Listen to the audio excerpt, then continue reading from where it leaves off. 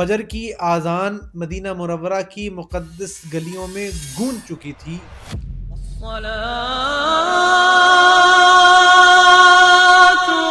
اور سب سے آگے وہ خلیفہ کھڑا تھا جس کے نام سے روم کا کیسر کانپتا تھا،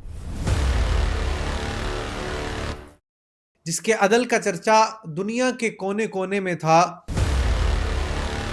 جس کی ایک آواز پر فارس کی سلطنت ریزہ ریزہ ہو چکی۔ السلام علیکم ورحمۃ اللہ وبرکاتہ۔ دنیا میں بہت سی صبحیں، بہت سی شامیں گزر چکی ہیں، لیکن ایک ایسی صبح کہ جس صبح میں مدینہ کی فضاؤں میں ایک عجیب سی خاموشی تھی، گلیوں میں سناٹا تھا، مسجد نبوی صلی اللہ تعالیٰ علیہ وسلم کے اندر صحابہ اکرام رضوان اللہ تعالیٰ علیہ مجمعین صفوں میں کھڑے تھے۔ فجر کی آذان مدینہ منورہ کی مقدس گلیوں میں گونج چکی تھی، اور سب سے آگے وہ خلیفہ کھڑا تھا جس کے نام سے روم کا کیسر کانپتا تھا، جس کے عدل کا چرچا دنیا کے کونے کونے میں تھا، جس کی ایک آواز پر فارس کی سلطنت ریزہ ریزہ ہو چکی تھی، مگر آج اسے معلوم نہ تھا کہ اس کی آخری نماز ہے۔ اور سب سے حیران کن بات، یہ شہادت خود ان کی دعاؤں کا ثمر تھا جو وہ اکثر اللہ جل شانہ کی ذات عالی سے مانگا کرتے تھے۔ کیا خوبصورت دعا تھی، یا اللہ مجھے شہادت کی موت عطا فرما، اور وہ بھی اپنے نبی صلی اللہ علیہ وسلم کے شہر مدینہ میں۔ وہ لوگ حیران ہوتے تھے کہ عمر رضی اللہ عنہ کی یہ کیسی دعا ہے کہ شہادت بھی مانگ رہے ہیں، مدینہ طیبہ کی مانگ رہے ہیں، یہ کیسے ممکن ہے؟ لیکن شاید اس وقت ذہنوں میں یہ بات کہیں پہنچ نہ سکی کہ ان اللہ علی کل شیء قدیر۔ آج ہم آپ کو بتائیں گے کہ اللہ نے ان کی دعا کیسے قبول کی۔ یہ کہانی عدل کی ہے، تقوی کی ہے، شہادت کی ہے، بہادری کی ہے، اللہ جل شانہ کے ساتھ تعلق کی ہے، حضور پاک علیہ الصلوۃ والسلام کے ساتھ محبت کی ہے، اور اس خوف خدا کی ہے جو موت کے لمحے تک ان کے دل میں بسا رہا۔ مقدس شہادت کی خبر تو برسوں پہلے مل چکی تھی۔ ایک دن کی بات ہے، رسول اللہ صلی اللہ علیہ وسلم احد پہاڑ پر تشریف فرما تھے۔ آپ صلی اللہ علیہ وسلم کے ساتھ حضرت ابوبکر صدیق رضی اللہ عنہ اور حضرت عمر رضی اللہ عنہ، حضرت عثمان رضی اللہ عنہ، تینوں مبارک ہستیاں میرے مدنی کریم صلی اللہ علیہ وسلم کے ساتھ موجود تھیں۔ اچانک پہاڑ لرزنے لگا، ہلنے لگا۔ رسول اللہ صلی اللہ علیہ وسلم نے اپنا مبارک قدم پہاڑ پر مارا اور فرمایا، احد ٹھہر جا، تجھ پر ایک نبی ہے، ایک صدیق ہے اور 2 شہید ہیں۔ سوچئے، مدنی کریم صلی اللہ علیہ وسلم نے خود فرمایا 2 شہید ہیں، حضرت عمر رضی اللہ عنہ اور حضرت عثمان رضی اللہ عنہ، دونوں کو شہادت نصیب ہوئی۔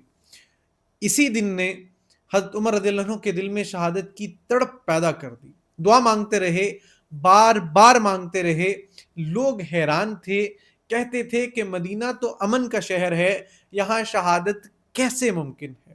نہ کوئی جنگ، نہ کوئی دشمن، مگر اللہ کے فیصلے انسان کی سوچ سے بالا ہوتے ہیں۔ جو اللہ نے چاہا وہ ہو کر کے رہا۔ حضرت عمر رضی اللہ عنہ صرف ایک خلیفہ نہیں تھے، بلکہ وہ ایسے حکمران تھے جن کی مثال تاریخ چاہ کر کے بھی دوبارہ پیش نہ کر سکی۔ ان کا دور خلافت وہ دور تھا جب اسلام دنیا کی سب سے بڑی طاقت بن کر دنیا کے سامنے ابھرا۔ ان کے دور میں رومی سلطنت کمزور ہوئی، وہ سلطنت جو صدیوں سے دنیا پر حکومت کر رہی تھی، فارسی سلطنت جو ہزاروں سال پرانی تھی، ٹوٹ کر کے بکھر گئی۔ مصر فتح ہوا، شام فتح ہوا، عراق فتح ہوا، ایران فتح ہوا، بیت المقدس کی چابیاں خود عمر رضی اللہ عنہ کو پیش کر دی گئیں۔ مگر اصل بات یہ ہے کہ دنیا کی سب بڑی طاقتیں جن کے سامنے جھک رہی تھیں، مدینہ طیبہ کی گلیوں میں وہ خطاب کا بیٹا سیدنا عمر رضی اللہ عنہ ایک عام انسان کی طرح زندگی گزارا کرتے تھے۔ پیوند لگا ہوا کرتا پہنتے تھے، رات کو گشت لگاتے تھے، کوئی بھوکا تو نہیں سو رہا۔ بیت المال سے ایک ایک درہم جو ہے وہ گن گن کر استعمال کیا جاتا تھا، اور اپنی ذات کے لیے بیت المال سے ایک درہم بھی نہیں لیتے تھے۔ مگر ہر سکے کے دو پہلو ہوتے ہیں. فارس کی سلطنت ٹوٹی تو بہت سارے فارسیوں کے دل میں آگ بھڑک اٹھی، نفرت پھیلی، انتقام کا بیج بو دیا گیا، اور اس نے نفرت کا ایک ایسا شخص پیدا کیا جس نے تاریخ کا سب سے بڑا ظلم کرنے کی ٹھان لی. اس شخص کا نام ابو لولو فیروز، ایک فارسی جو فارس کی شکست کے بعد مدینہ طیبہ لایا گیا تھا اور حضرت مغیرہ بن شعبہ رضی اللہ عنہ کا غلام تھا، اور پیشے کے طور پر وہ لوہار تھا، لکڑی کا کام بھی جانتا تھا، اور بدبخت اس معاملے میں بہت ہنرمند تھا. مگر اس کے ہنر سے زیادہ خطرناک اس کے دل میں موجود وہ نفرت تھی جو عمر رضی اللہ عنہ کے بارے میں چھپا کر کے اس نے رکھی ہوئی تھی. وہ کہا کرتا تھا عربوں نے ہمارا ملک تباہ کر دیا، ہماری سلطنت چھین لی، ہماری تہذیب مٹا دی، اس لیے اس کے دل میں مسلمانوں کے خلاف، خاص طور پر عمر رضی اللہ عنہ کے خلاف شدید نفرت بھری ہوئی تھی. ایک دن عمر رضی اللہ عنہ کے پاس شکایت لے کر کے آیا، کہنے لگا امیر المومنین، میرا مالک مغیرہ مجھ سے روزانہ 2 درہم محصول وصول کرتا ہے، یہ مجھ پر ظلم ہے. عمر رضی اللہ عنہ نے اس کی بات سنی، پوچھا کہ تم کیا کام جانتے ہو؟ اس نے کہا لوہار ہوں، بڑھئی ہوں، نقاشی بھی کرتا ہوں. عمر رضی اللہ عنہ نے فرمایا تمہارے ہنر کے مقابلے میں 2 درہم تو زیادہ نہیں ہیں. لیکن پھر بھی عمر رضی اللہ عنہ کے دل میں بات آئی، انہوں نے ارادہ کیا کہ مغیرہ رضی اللہ عنہ سے بات کریں گے، مگر ابو لولو کو یہ فیصلہ پسند نہ آیا، اس کے دل میں نفرت اور گہری ہو گئی. پھر ایک دن کا واقعہ ہے کہ عمر رضی اللہ عنہ نے ابو لولو فیروز سے فرمایا کہ مجھے بتایا گیا ہے کہ تم بہت اچھی چکی بنا لیتے ہو، ہوائی چکی بناتے ہو، میرے لیے بھی ایک چکی بنا دو.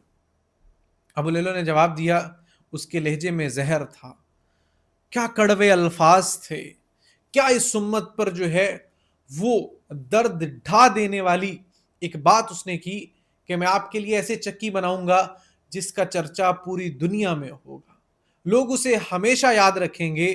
یہ بات سن کر حضرت عمر رضی اللہ عنہ کے چہرے پر سنجیدگی آئی اور وہ ابو لولو فیروز کو دیکھ رہے تھے. حضرت عمر رضی اللہ عنہ اس کا مطلب سمجھ گئے تھے، وہ جانتے تھے کہ یہ دھمکی ہے.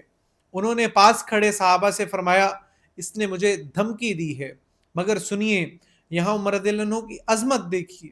انہوں نے ابو لولو فیروز کو گرفتار نہیں کیا. کیوں؟ کیونکہ صرف شک کی بنیاد پر کسی کو سزا دینا ان کے اصولوں کے خلاف تھا. وہ خلیفہ تھے، اس امت کے دوسرے بڑے خلیفہ تھے، مگر قانون سے اوپر نہیں تھے. وہ طاقت رکھتے تھے مگر طاقت کا غلط استعمال نہیں کرتے تھے. یہی عدل تھا عمر فاروق کا جو آج بھی دنیا کو حیران کر دیتا. اور پھر وہ رات آئی جس نے سب کچھ بدل چھوڑا. ابو لولو نے 2 دھاری خنجر تیار کیا، اس کی دونوں طرف تیز دھار تھی.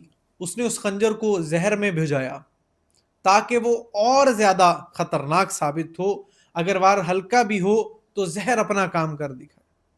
فجر سے پہلے جب مدینہ طیبہ میں لوگ ابھی سو رہے تھے، ابو لولو مسجد نبوی میں داخل ہوا، خاموشی سے ایک کونے میں چھپ گیا، اندھیرے میں دبک کر بیٹھ گیا. دوسری طرف عمر رضی اللہ عنہ اپنے معمول کے مطابق مسجد میں آئے، صفیں درست کروائیں، نمازیوں کو سیدھا کیا ہر روز کی طرح. مگر آج کا دن ہر روز جیسا نہیں تھا. صفیں سیدھی ہو رہی تھیں اور تاریخ اپنا سب سے دردناک باب اس دن لکھنے والی تھی. اللہ اکبر. عمر رضی اللہ عنہ نے تکبیرات تحریمہ کہیں، نماز شروع ہو گئی، قرآن کی تلاوت گونج رہی تھی، صحابہ اکرام خشوع کے ساتھ کھڑے تھے، ہر طرف سکون تھا، ہر طرف خاموشی تھی. اچانک ابو لولو اپنی جگہ سے اٹھا، تیزی سے آگے بڑھا، اس کے ہاتھ میں وہ خنجر زہر آلود خنجر تھا. عمر رضی اللہ عنہ کے پیچھے پہنچا اور اس نے عمر رضی اللہ عنہ پر وار کر دیا. ایک وار نہیں، کئی وار، 6 وار کیے. 3 وار پیٹ پر لگے، ایک وار ناف پر لگا جس نے آنتوں تک کو زخمی کر دیا. عمر رضی اللہ عنہ زمین پر گرے. ان کی زبان میں ایک ہلکی بات تھی، کیا خوبصورت الفاظ تھے، اللہ اکبر. مسجد میں ہلچل مچ گئی اور ابو لولو بھاگنے لگا. جو سامنے آیا اسے زخمی کرتا رہا. اس ملعون نے 13 صحابہ اکرام رضوان اللہ تعالی علیہم اجمعین کو زخمی کیا، جن میں سے کئی بعد میں شہید ہو گئے. آخر میں جب صحابہ نے اسے گھیر لیا تو اس ذلیل نے اپنے ہی خنجر اپنے سینے میں اتار دیا اور جہنم واصل ہو گیا. اس ہنگامے میں حضرت عبدالرحمن بن عوف رضی اللہ عنہ آگے بڑھے. عمر رضی اللہ عنہ نے خود ان کا ہاتھ پکڑا اور فرمایا آگے بڑھو اور نماز مکمل کرو. حضرت عبدالرحمن رضی اللہ عنہ نے آگے بڑھ کر مختصر صورتیں پڑھی اور نماز پوری کی. سوچئے عمر رضی اللہ عنہ خون میں لتھڑے ہیں، درد شدید ہے، مگر ان کی فکر نماز کی ہے، اللہ کی عبادت کی ہے. یہ وہ عمر تھے جن پر اللہ جل شانہ راضی تھے. حضرت عمر رضی اللہ عنہ کو مسجد سے ان کے گھر لایا گیا. زخم بہت گہرے تھے، خون بہہ رہا تھا، ان پر بے ہوشی طاری تھی. جب ہوش آیا تو پہلا سوال انہوں نے پوچھا، وہ سن کر آنکھیں بھر آتی ہیں. انہوں نے فرمایا مجھے بتاؤ مجھ پر حملہ کس نے کیا؟ صحابہ کرام رضوان اللہ تعالی اجمعین نے بتایا کہ مغیرہ بن شعبہ رضی اللہ عنہ کا غلام ابو لولو فیروز. یہ سن کر عمر رضی اللہ عنہ کے چہرے پہ سکون آ گیا اور انہوں نے فرمایا الحمدللہ، اللہ کا شکر ہے کہ مجھے کسی ایسے شخص نے قتل نہیں کیا جس نے اسلام کا سجدہ کیا. ذرا سوچئے یار، وہ خون میں لتھڑے ہیں، درد سے کرا رہے ہیں، موت سامنے کھڑی ہے، مگر ان کی فکر کیا ہے؟ اپنی جان کی نہیں ہے، امت کی فکر ہے، دین کی فکر ہے. وہ نہیں چاہتے کہ کوئی مسلمان اتنے بڑے گناہ کا مرتکب ہو. یہ ہے وہ دل جو صرف اللہ اور اس کے رسول اللہ صلی اللہ علیہ وسلم کی امت کے لیے دھڑکتا تھا. طبیب آئے، زخموں کا جائزہ لیا، کچھ دودھ پلایا، مگر وہ دودھ زخم سے باہر آ گیا. پھر نبیذ پلائی گئی، وہ بھی زخم سے باہر نکل آئی. طبیب نے سر جھکا لیا اور کہا یا امیر المؤمنین، جو وصیت کرنی ہے وہ کر لیجئے، وقت کم ہے. یہ سن کر لوگ رونے لگے، آنکھیں بھر آئیں. مگر عمر رضی اللہ عنہ پر قربان جائیں، سنیے کیا کہہ رہے ہیں. وہ نہیں رو رہے، وہ اپنے آخری لمحات میں دنیا کی فکر نہیں کر رہے. یہ ہے اصل عظمت. وہ شخص جس کے ہاتھوں سلطنتیں فتح ہوئیں، جن کے قدموں تلے دنیا کے بادشاہ جھکتے چلے گئے، وہ موت کے وقت میں اپنی سلطنت نہیں، اپنے قرض اور آخرت کی فکر کر رہا تھا. اب سنیے وہ واقعہ جو سب سے زیادہ دل کو چھوتا ہے. عمر رضی اللہ عنہ نے اپنے بیٹے عبداللہ بن عمر رضی اللہ عنہ کو بلایا، فرمایا کہ عبداللہ، اما جان عائشہ رضی اللہ عنہ کے پاس جاؤ اور سنو، ان سے یوں کہنا کہ عمر بن خطاب سلام کہتا ہے اور اجازت مانگتا ہے کہ اسے رسول اللہ صلی اللہ علیہ وسلم اور ابو بکر صدیق رضی اللہ عنہ کے پہلو میں دفن کیا جائے. مگر عمر رضی اللہ عنہ نے ایک خاص تاکید فرمائی، فرمایا امیر المومنین نہ کہنا، صرف عمر بن خطاب کہنا، تاکہ اما عائشہ کو لگے کہ یہ خلیفہ کا حکم نہیں ہے بلکہ ایک عاجز بندے کی درخواست ہے. حضرت عبداللہ گئے، پیغام پہنچا. اما عائشہ صدیقہ رضی اللہ عنہما قربان جائیں ان پر وہ رو پڑی. فرمایا یہ جگہ میں نے اپنے لیے رکھی تھی، مگر آج عمر مجھ سے زیادہ اس جگہ کا حقدار ہے، میں اس کی اجازت دیتی ہوں. عبداللہ رضی اللہ عنہ واپس آئے، خوشخبری سنائی. عمر رضی اللہ عنہ نے فرمایا الحمدللہ، یہ میرے لیے سب سے بڑی بات ہے. مگر پھر کیا فرمایا کہ سنو، جب میں مر جاؤں تو دوبارہ اما عائشہ سے اجازت لینا. ہو سکتا ہے انہوں نے میری زندگی میں میری شرم کی وجہ سے اجازت دے دی ہو. اگر وہ منع کر دیں تو مجھے عام مسلمانوں کے قبرستان میں دفن کر دینا. کیا ادب ہے، کیا عاجزی ہے، کیا کردار ہے، خلیفہ وقت ہیں. حضرت عمر رضی اللہ عنہ کے آخری لمحے قریب آ رہے ہیں. انہوں نے وصیت فرمائی مجھے سادہ کفن دینا، میرا سر زمین پر رکھو تاکہ میں اپنے رب کے سامنے عاجزی سے حاضر ہوں. اور ان کی زبان پر بار بار یہ الفاظ تھے، ہائے عمر کی بدبختی اگر اللہ نے نہ بخشا، ہائے عمر کی ماں کی بدبختی اگر اللہ نے معاف نہ کیا.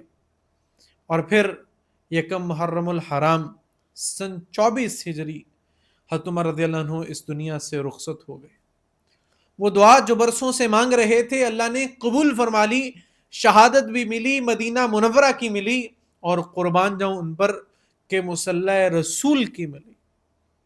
اما عائشہ رضی اللہ عنہ سے دوبارہ اجازت لی گئی، انہوں نے پھر اجازت دے دی. عمر رضی اللہ عنہ کو رسول اللہ صلی اللہ علیہ وسلم اور حضرت ابو بکر صدیق رضی اللہ عنہ کے پہلو میں دفن کیا گیا. 3 عظیم ہستیاں ایک ہی جگہ آرام فرما رہی ہیں. حضرت عمر رضی اللہ عنہ کی شہادت صرف ایک خلیفہ کی موت نہ تھی بلکہ عدل کا ایک باب تھا، تقوی کا باب تھا، خوف خدا کا باب تھا، امت کی ذمہ داری کا وہ درس تھا جو قیامت تک کے مسلمانوں کو راستہ دکھا رہا تھا۔ وہ دنیا کے سامنے سب سے طاقتور حکمران تھے، مگر آخری سانس تو خود اللہ جل شانہ کے سامنے ایک عاجز بندہ خود کو جو ہے وہ سمجھتے رہے۔ ان کے پاس طاقت تھی مگر تکبر نہ تھا، سلطنت تھی مگر غرور نہ تھا، اختیار تھا مگر ظلم نہ تھا۔ اللہ جل شانہ ہم سب کو عمر رضی اللہ عنہ کی سیرت سے سیکھنے اور ان پر عمل کرنے کی توفیق عطا فرمائے۔ اگر آپ چاہتے ہیں کہ ہم اسلامی تاریخ کے ایسے ایمان فروز واقعات مزید آسان اور جذباتی انداز میں آپ تک پہنچائیں تو آپ بھی اس چینل کو سبسکرائب کریں، لائک کا بٹن دبائیں اور یہ ویڈیو اپنے دوستوں اور خاندان کے ساتھ شیئر کریں۔ اپنے بچوں کے دل میں عمر رضی اللہ عنہ کی محبت پیدا کرنا چاہتے ہیں تو یہ ویڈیو ان کو دکھائیں۔ دعا ہے اللہ جل شانہ عمر رضی اللہ عنہ کی تمام قربانیوں کو قبول فرمائے اور ہمیں ان کی سیرت پر عمل کرنے کی توفیق عطا فرمائے۔ جزا اللہ عنا سیدنا محمد ما هو اہلہ۔